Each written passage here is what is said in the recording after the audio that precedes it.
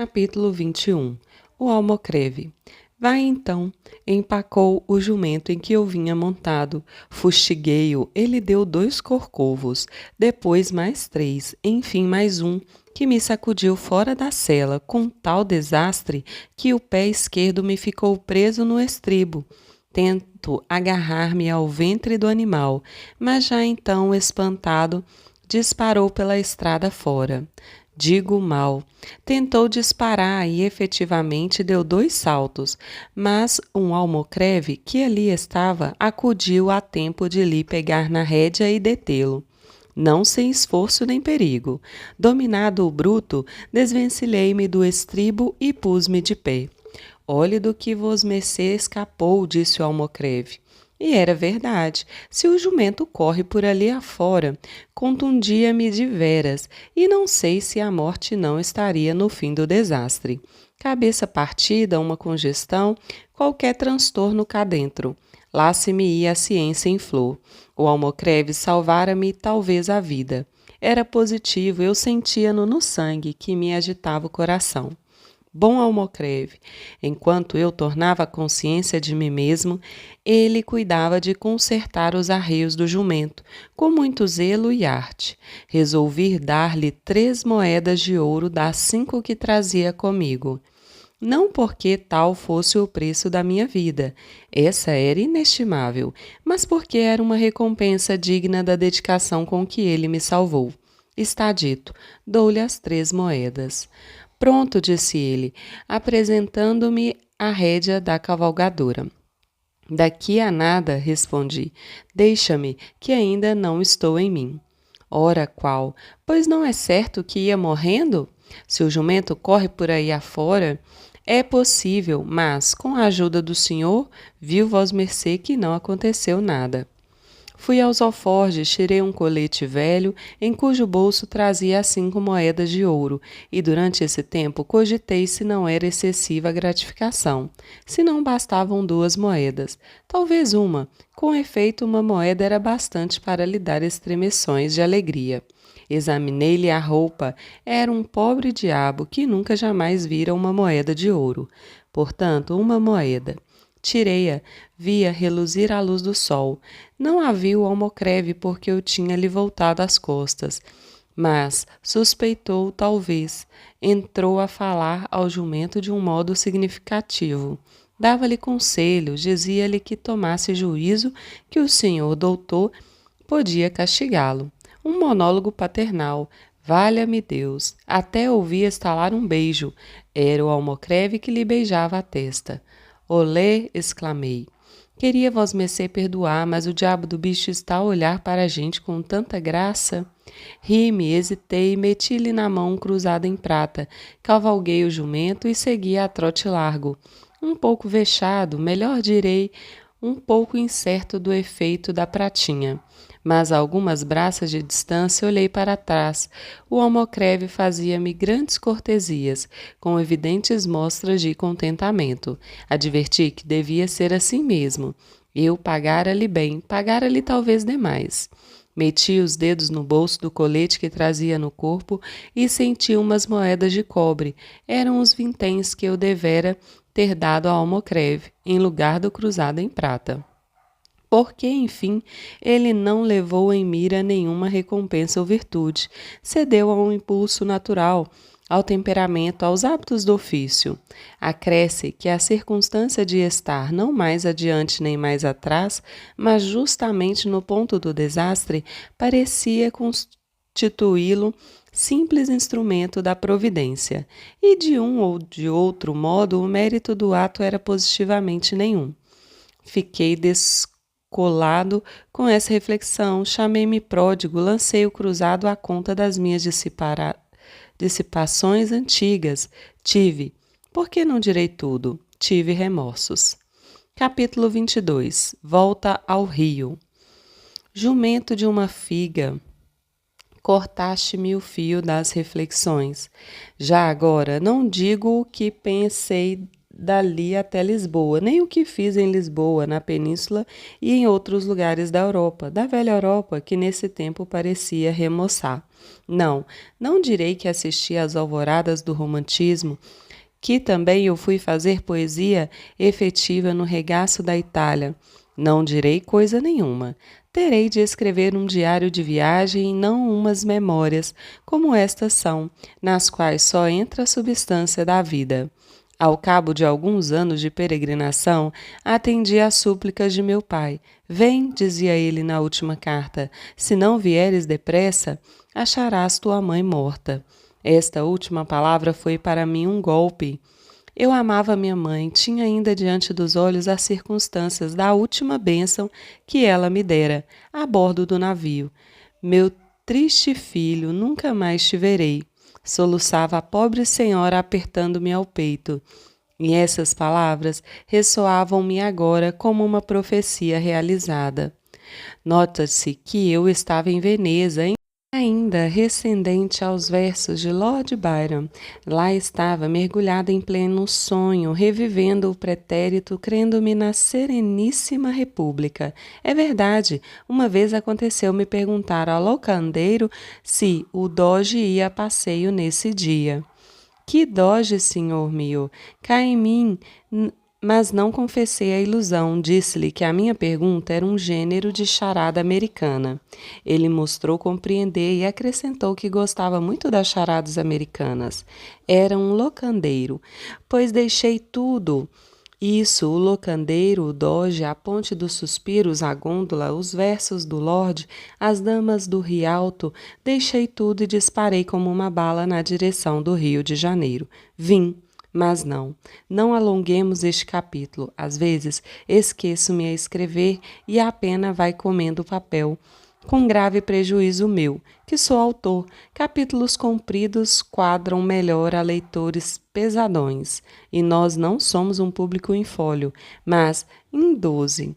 Pouco texto, larga margem, tipo elegante, corte dourado e vinhetas. Não alonguemos o capítulo. Capítulo 23. Triste, mas curto. Vim. Não nego que, ao avistar a cidade natal, tive uma sensação nova. Não era efeito da minha pátria política, era o do lugar da infância, a rua, a torre, o chafariz da esquina, a mulher da mantilha, o preto do ganho, as coisas e cenas da meninice buriladas na memória. Nada menos que uma renascença. O espírito, como um pássaro, não se lhe deu da corrente dos anos. Arrepiou o vôo na direção da fonte original e foi beber da água fresca e pura, ainda não mesclada, do enxurro da vida. Reparando bem, há aí um lugar comum, outro lugar comum, tristemente comum. Foi a consternação da família. Meu pai abraçou-me com lágrimas. Tua mãe não pôde viver, disse-me. Com efeito, não era já o reumatismo que a matava, era um cancro no estômago. A infeliz padecia de um modo cru, porque o cancro é indiferente às virtudes do sujeito. Quando rói, rói. Roer é o seu ofício. Minha irmã Sabina, já tão cansada com o Cotrim, andava a cair de fadiga. Pobre moça, dormia 3 horas por noite, nada mais. O próprio tio João estava abatido e triste. Dona Eusébia e algumas outras senhoras lá estavam também, não menos tristes e não menos dedicadas. Meu filho, a dor suspendeu por um pouco as tenazes, um sorriso alumiou o rosto da enferma, sobre o qual a morte batia a asa eterna. Era menos um rosto do que uma caveira. A beleza passara como um dia brilhante. Restavam os ossos que não emagrecem nunca. Mal poderia conhecê-la. Havia 8 ou 9 anos que nós não víamos. Ajoelhado ao pé da cama, com as mãos dela sobre as minhas, fiquei mudo e quieto, sem ousar falar, porque cada palavra seria um soluço e nós temíamos avisá-la do fim. Vão temor. Ela sabia que estava prestes a acabar, disse-mo. Verificamo-lo na seguinte manhã. Longa foi a agonia, longa e cruel, de uma crueldade minuciosa, fria, repisada, que me encheu de dor e estupefação. Era a primeira vez que eu via morrer alguém. Conhecia a morte de Eutiva. Quando muito, tinha visto já petrificada no rosto de algum cadáver que acompanhei ao cemitério, ou trazia-lhe a ideia embrulhada nas amplificações de retórica dos professores de coisas antigas. A morte aleivosa de César, a austera de Sócrates, a orgulhosa de Catão, mas esse duelo do ser e do não ser, a morte em ação, dolorida, contraída, convulsa, sem aparelho político ou filosófico, a morte de uma pessoa amada, essa foi a primeira vez que a pude encarar. Não chorei. Lembra-me que não chorei durante o espetáculo. Tinha os olhos estúpidos e garganta presa, a consciência boquiaberta. Que uma criatura tão dócil, tão meiga, tão santa, que nunca jamais fizera verter uma lágrima de desgosto, mãe carinhosa, esposa imaculada, era força que morresse assim, trateada, mordida pelo dente tenaz de uma doença sem misericórdia? Confesso que tudo aquilo me pareceu obscuro, incongruente, insano. Triste capítulo. Passamos a outro mais alegre. Capítulo 24. Curto, mas alegre. Fiquei prostrado e, contudo, era eu, nesse tempo, um fiel compêndio da trivialidade e presunção. Jamais o problema da vida e da morte me oprimira o cérebro. Nunca até esse dia me debruçara sobre o abismo do inexplicável. Faltava-me o essencial, que é o estímulo, a vertigem. Para lhes dizer a verdade toda, eu refleti as opiniões de um cabeleireiro que achei em Módena e que se distinguia por não as ter absolutamente. Era a flor dos cabeleireiros, por mais demorada que fosse a operação do toucado. Não enfadava nunca, ele intercalava as penteadelas com muitos motes e punhas, cheios de um pico, de um sabor. Não tinha outra filosofia, nem eu. Não digo que a universidade não tivesse ensinado alguma, mas eu decorei-lhe só as fórmulas, o vocabulário, o esqueleto. Tratei-a como tratei o latim, embolsei 3 versos de Virgílio, depois de Horácio, uma dúzia de locuções morais e políticas para as despesas da conversação. Tratei-os como tratei a história e a jurisprudência. Colhi de todas as coisas a fraseologia, a casca, a ornamentação. Talvez espante ao leitor a franqueza com que lhe exponho e realço a minha mediocridade. Advirta que a franqueza é a primeira virtude de um defunto. Na vida, o olhar da opinião, o contraste dos interesses, a luta das cobiças obrigam a gente a calar os trapos velhos, a disfarçar os rasgos e os remendos, a não estender ao mundo as revelações que faz a consciência. E o melhor da obrigação é quando, à força de embaçar os outros, embaça-se um homem a si mesmo, porque em tal caso poupa-se o vexame, que é uma sensação penosa, e a hipocrisia, que é um vício hediondo. Mas, na morte, que diferença, que desabafo, que liberdade! Como a gente pode sacudir fora a capa, deitar ao fosso as lantejoulas, despregar-se, despintar-se, desafeitar-se, confessar lisamente o que foi e o que deixou de ser. Porque, em suma, já não há vizinhos, nem amigos, nem inimigos, nem conhecidos, nem estranhos. Não há plateia. O olhar da opinião, esse olhar agudo e judicial, perde a virtude, logo que pisamos o território da morte. Não digo que ele se não estenda para cá e nós não examine e julgue, mas a nós é que não se nos dá do exame nem do julgamento. Senhores vivos, não há nada tão incomensurável como o desdém dos finados. Capítulo 25, na Tijuca. Ui! Lá me ia a pena escorregar para o enfático. Sejamos simples, como era simples a vida que levei na Tijuca durante as primeiras semanas depois da morte de minha mãe. No 7º dia, acabada a missa fúnebre, travei de uma espingarda alguns livros, roupas, charutos, um moleque, o Prudêncio do capítulo 11, e fui meter-me numa velha casa de nossa propriedade. Meu pai forcejou por me torcer a resolução, mas eu é que não podia nem queria obedecer-lhe. Sabina desejava que eu fosse morar com ela algum tempo, 2 semanas ou menos. Meu cunhado esteve a ponto de me levar à fina força. Era um bom rapaz esse Cotrim, passara de estroina a circunspecto.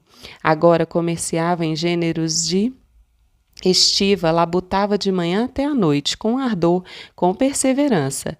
De noite, sentado à janela, a encaracolar as suíças, não pensava em outra coisa.